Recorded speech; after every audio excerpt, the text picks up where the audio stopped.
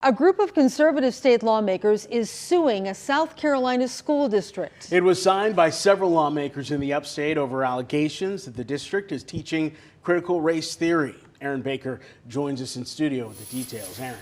Nigel and Carol, the South Carolina Freedom Caucus says it's the first of what will be several lawsuits against schools across the state.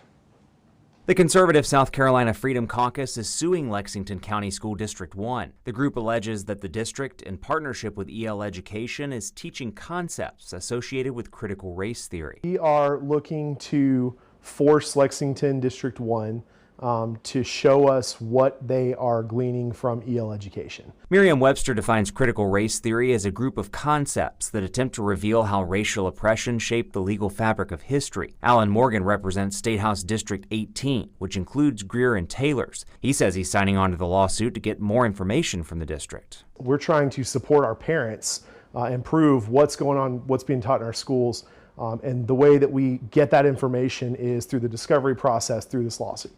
But the State Department of Education has maintained critical race theory and associated concepts are not part of state standards taught in South Carolina schools. EL Education is a national nonprofit that partners with schools and teachers, and according to the group's website, learning is, quote, guided by a vision of education equity and student potential, end quote. At a news conference, the group also announcing plans to sue a charter school in Greenville County that partners with the nonprofit. We haven't filed anything yet, but anyone who's associated with EL Education should be on the lookout. Something might be coming their way soon.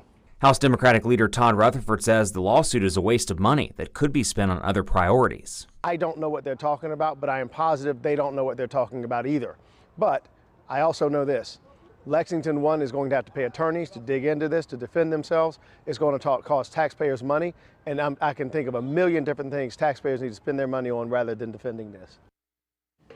Now, a bill that would have banned critical race theory in South Carolina earlier failed in the state house, but a temporary law that's written into the budget prohibits state money from being used to teach concepts allegedly associated with critical race theory. Carol.